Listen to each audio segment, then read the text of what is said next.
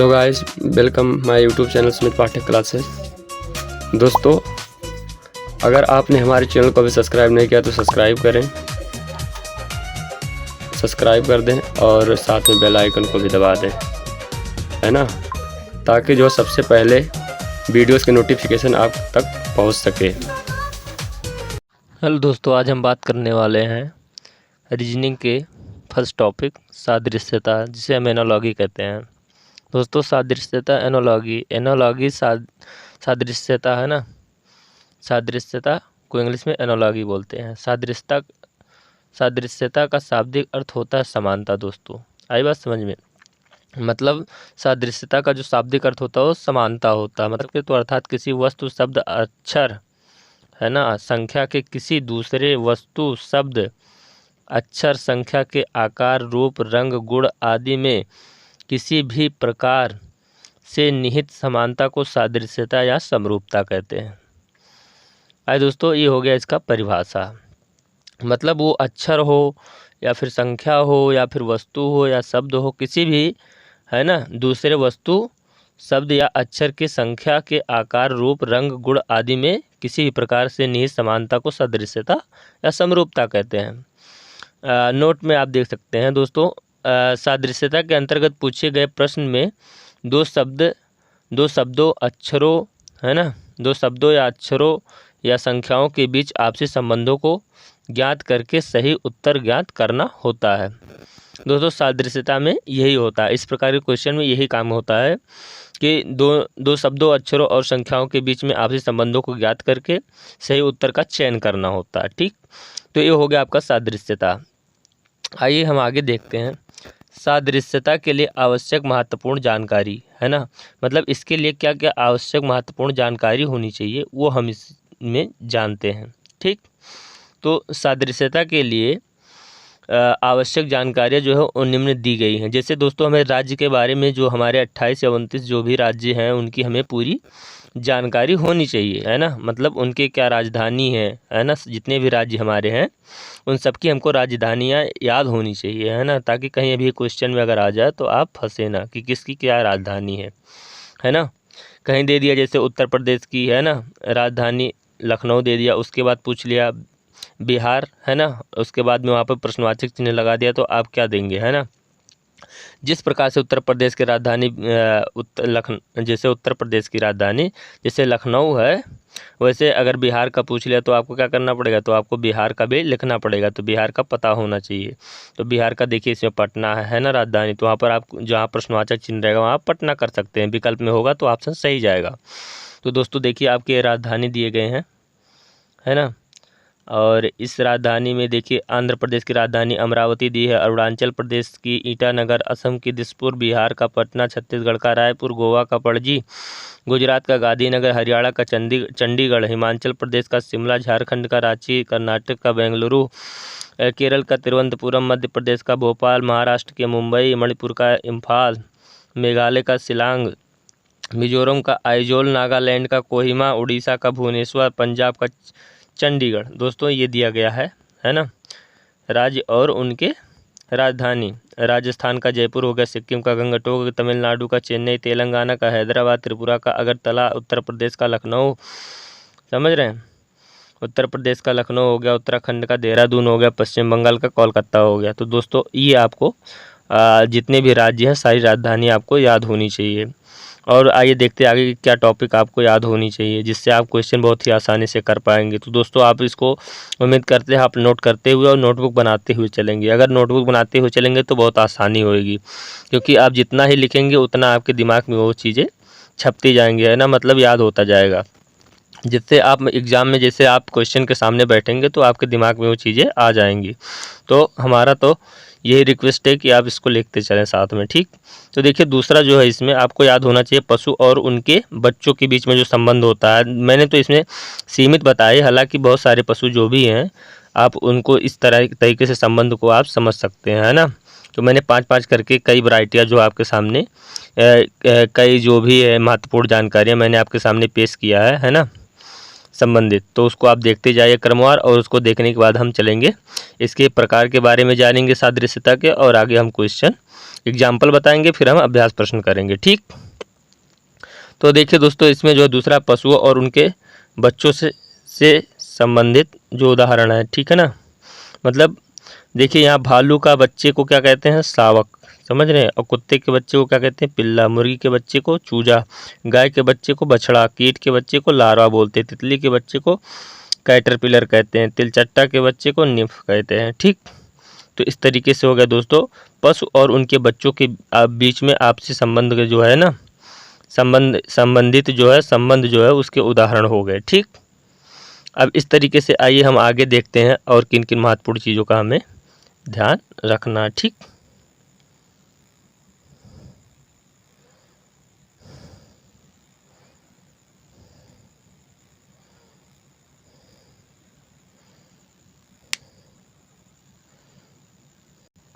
देखिए दोस्तों, अगला हो गया आपका यहाँ पर तीसरा जो दिया गया है, व्यक्तिगत और समूह के बीच संबंधों के उदाहरण, है ना। तो दोस्तों इसमें देखेंगे हम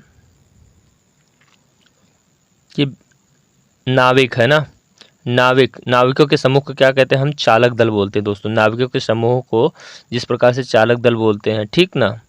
यहाँ पर जैसे उसी तरीके से जो है मवेशियों के जो है समूह को क्या बोलते हैं, हम झुंड बोलते हैं। अंगूर के समूह को हम क्या बोलते हैं, गुच्छा बोलते हैं। मधुमक्खियों के समूह को क्या बोलते हैं, झुंड बोलते हैं।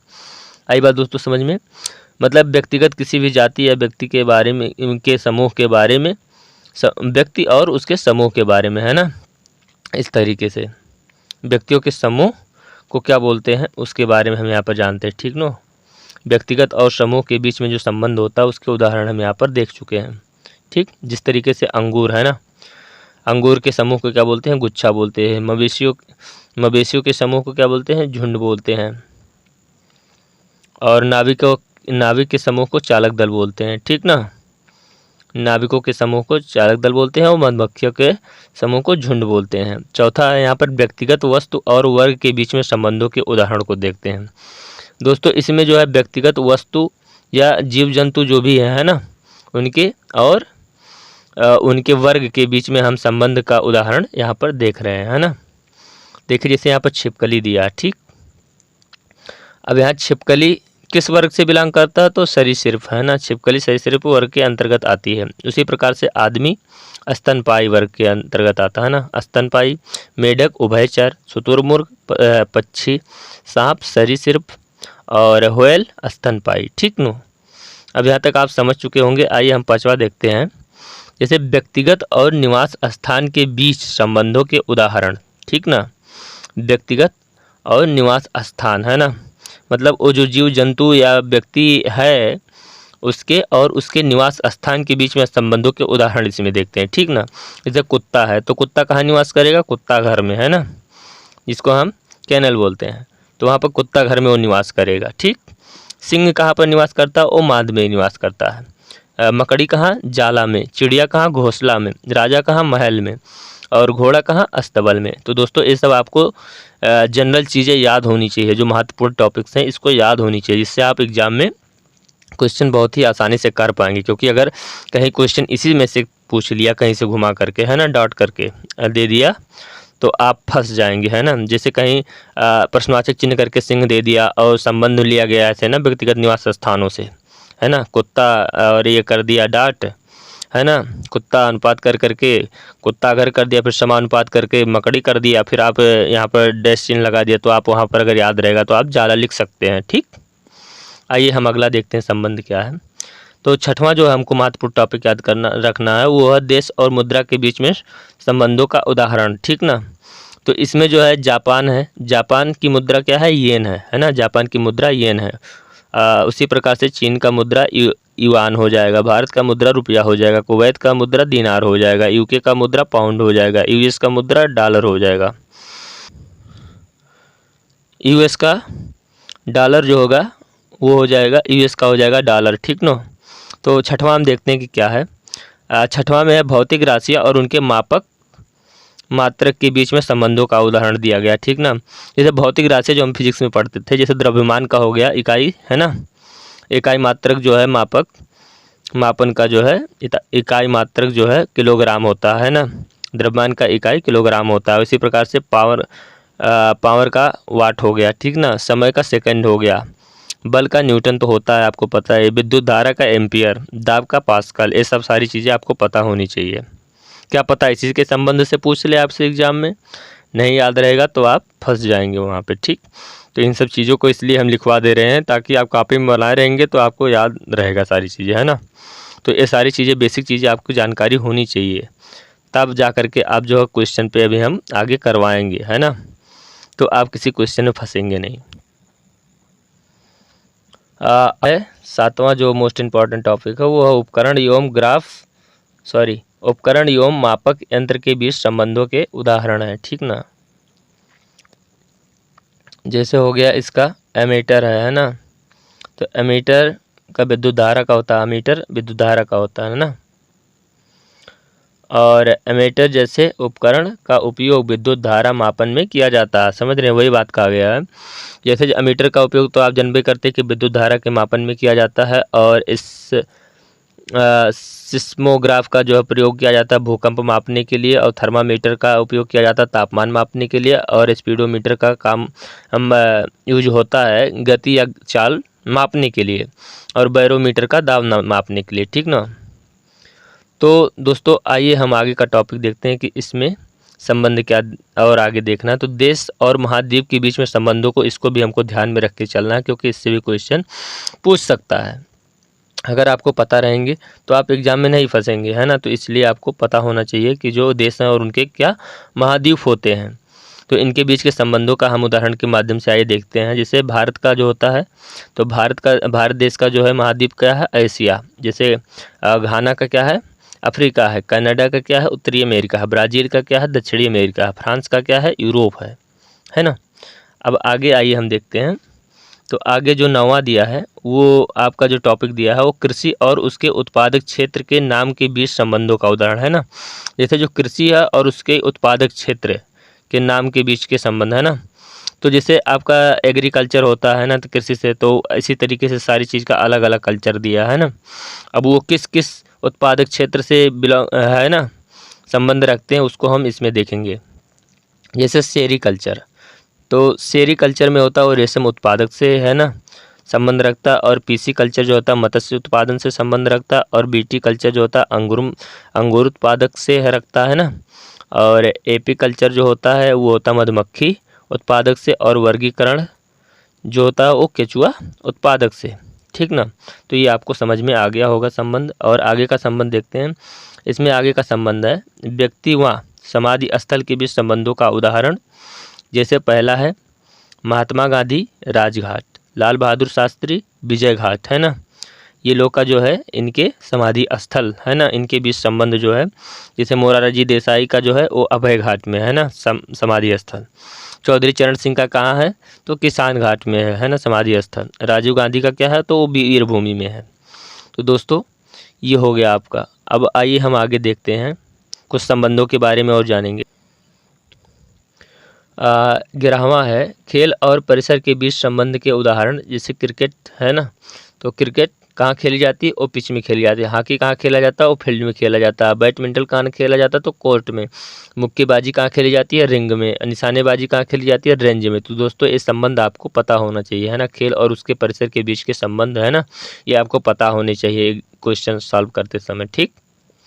और आगे देखते हैं हम खेल और संबंधित ट्रॉफी के बीच में संबंध, इसके बारे में भी जानकारी रखनी चाहिए हमें, है ना, ताकि एग्जाम में हमारे क्वेश्चन फंसे ना, क्योंकि हमको तो यूपीएससी का भाई एग्ज़ाम देना है ना, आने वाले समय में हम लोग देंगे।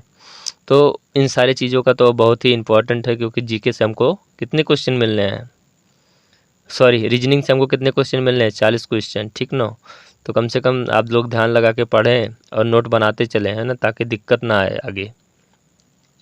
तो इसको नोट करते जाएंगे तो आपके दिमाग में बैठता जाएगा, ठीक ना। तो देखिए हम क्रिकेट के बारे में देखते हैं। जैसे क्रिकेट है, तो क्रिकेट में जो संबंधित ट्रॉफी मिलती है दिलीप ट्रॉफी, अर्जेंटीना में उबेर कप, चीन Dhyanchand trophy, Norway Durand cup, दक्षिण अफ्रीका राइडर कप, ठीक ना।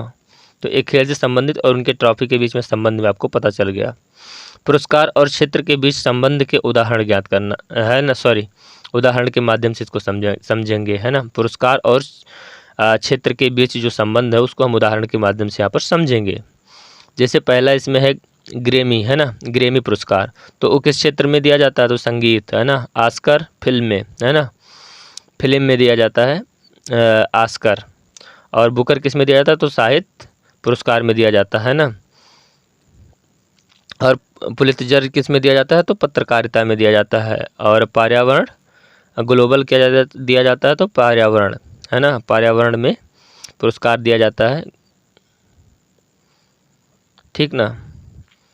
तो ग्लोबल जो पुरस्कार दिया जाता है वो पर्यावरण में दिया जाता है। और पत्रकारिता जो है पत्रकारिता में जो दिया जाता है पुलित्जर पुरस्कार दिया जाता है। और साहित्य में जो दिया जाता है वो बुकर पुरस्कार दिया जाता है। और फिल्म में जो दिया जाता है तो ऑस्कर दिया जाता है ना, ऑस्कर पुरस्कार। और संगीत में आपको ग्रैमी पुरस्कार, ये आपको जानकारी होना चाहिए। अब आगे हम देखते हैं सादृश्यता के प्रकार, है ना, टाइप्स ऑफ एनालॉगी, है ना। सादृश्यता 5 प्रकार के होते हैं। पहला है शब्द सादृश्यता, दूसरा है संख्या सादृश्यता, तीसरा है संख्या युग्म सेट, है ना, सादृश्यता। और अक्षर सादृश्यता है चौथा। और पांचवा है अक्षर संख्या मिश्रित सादृश्यता। अब आइए हम इसमें पहला देखते हैं, है ना, शब्द सादृश्यता। शब्द सादृश्यता में शब्दों के अर्थ, विपरीत अर्थ, राज्य, राजधानी, देश, मुद्रा आदि पर आधारित प्रश्न पूछे जाते हैं। यदि आपको परिभाषा के तौर पर लिखना चाहें तो आप इस प्रकार से भी लिख सकते हैं, है ना। मैंने तो आपके समझने के लिए सीधा सीधा लिख दिया, ठीक ना। अगर आप परिभाषा के तौर पर याद करना चाहते हैं इसको, है ना, तो आप ऐसे याद कर सकते हैं। ऐसी सादृश्यता जिसमें शब्दों के अर्थ, है ना, विपरीत अर्थ, राज्य, राजधानी, देश, मुद्रा आदि पर आधारित प्रश्न पूछे जाते हैं, उस सादृश्यता को हम शब्द सादृश्यता कहते हैं।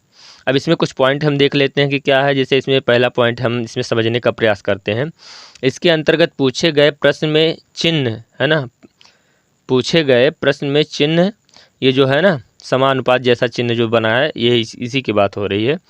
तो समानुपात के बाईं ओर 2 शब्द दिए गए रहते हैं जिसमें आपस में किसी प्रकार का संबंध होता है ना, तथा दाईं ओर एक शब्द और प्रश्नवाचक, दाईं ओर एक शब्द और प्रश्नवाचक है ना, प्रश्नवाचक के चिन्ह ही बोला जाएगा इसको, प्रश्नवाचक चिन्ह दिया गया रहता है। तो हम अगला पॉइंट इसमें देखते हैं। अभ्यर्थियों को प्रश्न में दिए गए युग्म के बीच संबंध ज्ञात करना है और उसी संबंध के आधार पर विकल्प से प्रश्नवाचक चिन्ह के स्थान पर आने वाले शब्द को ज्ञात करना है। समझ रहे हैं? कहने का मतलब जो इसके इधर साइड में जो 2 शब्द युग्म दिए रहते हैं उनमें किसी न किसी प्रकार का आपस में संबंध होता है।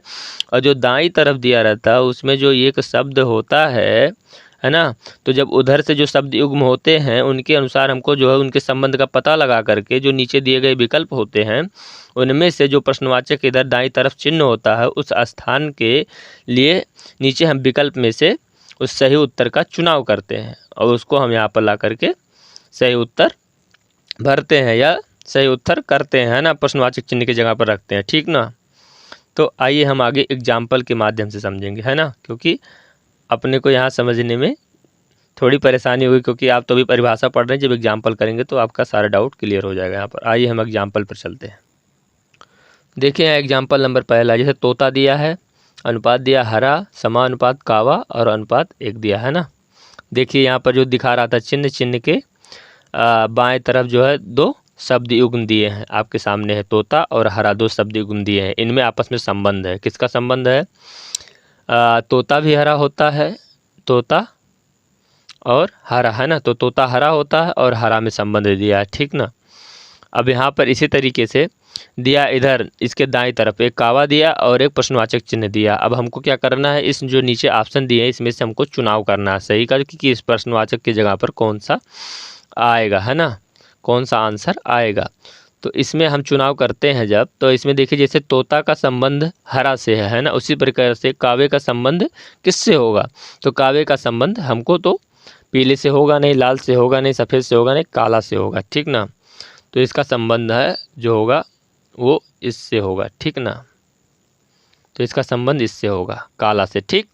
तो इसका संबंध इससे काला से होगा। और इसी प्रकार से हम देखते हैं एग्जाम्पल नंबर दूसरा, जैसे कायर का संबंध बहादुर से है ना, और फिर समानुपात पारस्परिक, और फिर दिया है आपका अनुपात, ये दिया है प्रश्नवाचक चिन्ह, है ना। तो इसमें हमको जैसे जिस प्रकार से कायर का संबंध बहादुर से है, उसी प्रकार से मतलब इसमें विपरीत किया है ना, इनका संबंध आपस में विपरीत से है।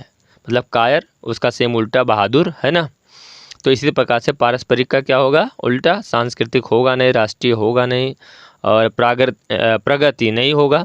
तो आपका जो हो जाएगा इसका राइट आंसर हो जाएगा आधुनिक, ठीक नो।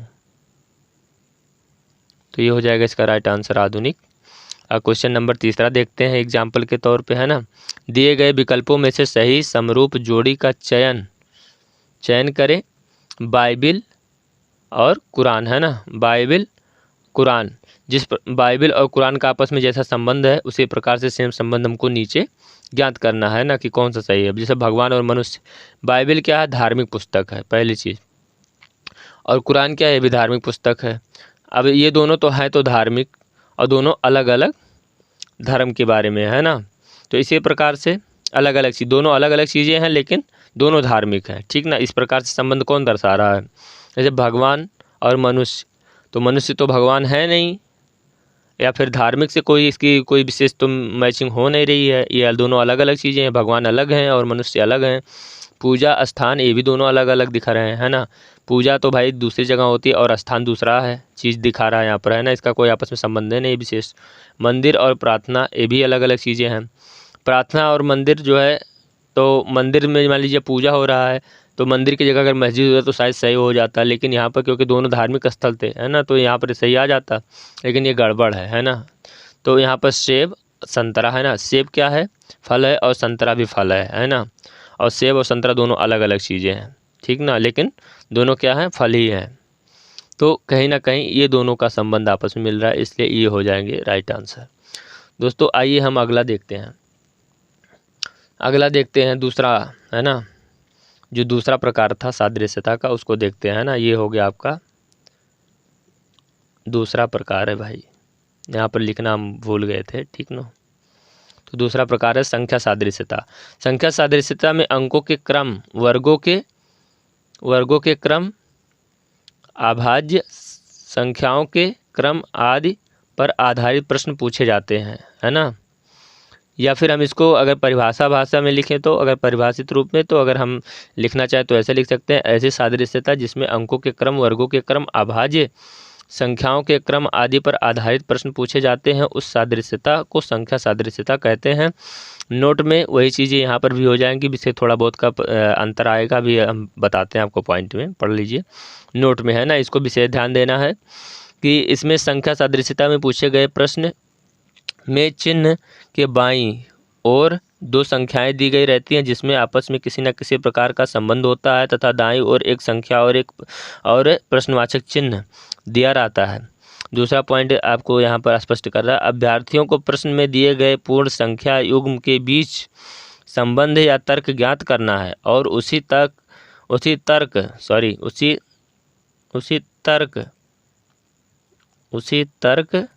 के आधार पर, है ना, विकल्प से प्रश्नवाचक चिन्ह के स्थान पर आने वाले संख्या को ज्ञात करना है, ठीक ना। मतलब आने वाले जो संख्या, है ना, आने वाले जो प्रश्न चिन्ह के स्थान पर आने वाला जो होगा, वो आपको सही उत्तर का चुनाव करना, ठीक ना, विकल्प के माध्यम से। तो आइए हम चुनाव कर लेते हैं और एक आध एग्जाम्पल सॉल्व करते हैं।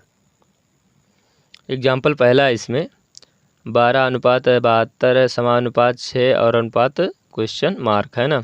इसमें ऑप्शन दिया 46, 28, 18, 68। तो देखिए इसमें दोनों में आपस में कैसा संबंध दिया, तो देखिए दोस्तों, इसमें है 12 का वर्ग भागा 2 का संबंध, है ना। जैसे 12 बढ़ाएं 144 हो जाएगा, और भागा 2 करेंगे तो आपका 72 आ जाएगा। तो देखिए 72 आ गया, ठीक ना। तो सेम उसी प्रकार से इसमें भी संबंध निकलेगा। तो मान लीजिए हम 6 का वर्ग करेंगे और भागा 2 करेंगे, तो 6 36 भागा 2 करेंगे तो क्या हो जाएगा, यहाँ पर 36 में भाग 2 से करेंगे तो आ जाएगा 18। तो दोस्तों यहाँ पर जो आपका राइट आंसर हो जाएगा वो हो जाएगा 18, ठीक ना। अब आइए हम एग्जाम्पल इसमें 2 देखते हैं। इस प्रकार से दोस्तों आपको एग्जाम में भी करना रहेगा। आप तो इतना लगाते लगाते एक्सरसाइज से जो है आपका एक्सपीरियंस हो जाएगा कि आप तुरंत वहाँ पर कर दोगे, है ना। मतलब इतना देर आपको लगेगा ही नहीं जब आप प्रैक्टिस बराबर करोगे, ठीक ना। ये एग्जाम्पल के तौर में आपके समझने के लिए यहाँ पर कर दिया था, ठीक। अब यहाँ पर देखिए इसके बीच में संबंध कैसा है। जब 5 दिया है, अनुपात 42 समानुपात 3 दिया है, और फिर यहाँ पर क्वेश्चन मार्क दिया था, ठीक ना, यहाँ पर क्वेश्चन मार्क दिया था। तो यहाँ पर अगर क्वेश्चन मार्क हो गया तो इस जगह पे हम देखते हैं विकल्प में से क्या आएगा, ठीक ना। तो इसके लिए हमको पहले सॉल्व करना होगा। जैसे 5 में +1 करेंगे और 5 में +2 करके आपस में मल्टीप्लाई किया गया है, तब यहाँ पर 42 आया है। जैसे 5 में 1 जोड़ेंगे 6 आएगा, और 5 में 2 जोड़ेंगे तो 7 आएगा, तो 7 छक 42 हो जाएगा, दोनों का मल्टीप्लाई, है ना। तो इस तरीके से इसमें करेंगे, 3 में 1 जोड़ेंगे तो 4 हो जाएगा, और 3 में 2 जोड़ेंगे तो 5 हो जाएगा, है ना। 5 चौक 20। दोस्तों इसमें राइट आंसर जो आ जाएगा आपका डी, है ना। तो ये हो गया आपका आंसर। दोस्तों आइए हम अगला एग्जाम्पल और देख लेते हैं। दोस्तों अगला एग्जाम्पल है, इसमें प्रश्नवाचक चिन्ह को उस विकल्प के साथ बदले जो पहले युग्म में लागू तर्क का अनुसरण करता है ना। तो दोस्तों पहला युग्म जो है ये 35:4 है, तो इसमें क्या आपस में संबंध है, उस हिसाब से इसको भी बदलना है, ठीक ना। तो 35 में देखिए, इसमें हम देखते हैं विकल्प नीचे दिया गया है 7, 8, 5, 6, है ना, इस तरीके से। दोस्तों देखिए इसमें जो है 35:4 में जो दिया गया है शब्द युग्म में संबंध, देखिए 3 और +5 अगर इसको लिखना चाहे लिख के और 2 से भाग करेंगे तो 5 3 8, और 8 में भाग 2 से करेंगे तो आ गया 4, है ना। इस तरीके का संबंध इसमें है। तो हम इसमें जो है नीचे वाले में भी वही संबंध अप्लाई करने का कोशिश करेंगे। तो इसमें करेंगे 4 + 6 करेंगे और भाग 2 करेंगे, तो देखिए 6 4 10 हो गया, 10 में भाग 2 से करेंगे तो आ गया 5। तो दोस्तों यहाँ पर राइट आंसर हो जाएगा आपका 5, ठीक ना। दोस्तों आज का वीडियो यहीं तक, नेक्स्ट पार्ट जल्द ही अपलोड होगा। तब तक के लिए बाय बाय, टेक केयर। जब अभी हमारे चैनल को सब्सक्राइब नहीं किए कर लें भाई, क्योंकि लगातार आपको वीडियो मिलने वाली रीजनिंग की, और यूपीएसआई का जो नोटिफिकेशन आ ही गया, आपको पता है फार्म भरे जा रहे हैं। तो तैयारी जमकर करनी है, और अब की बार में यूपीएसआई फाइनल करनी है ना। तो लग जाएँ सारे भाई, और जुड़ जाएँ चैनल से ज़्यादा, और शेयर भी करें। तो समझ में आए तो वीडियो को बिल्कुल भी लाइक करें, है ना भाई। मेहनत किया जाता है आप लोग के लिए यार, सारे लोग का भला हो सके, और सबसे आसान तरीके और आसान भाषा में, है ना, कोई चीज़ छोड़ा नहीं हमने। तो बाय बाय, टेक केयर, जय हिंद। मिलते हैं नेक्स्ट पार्ट में।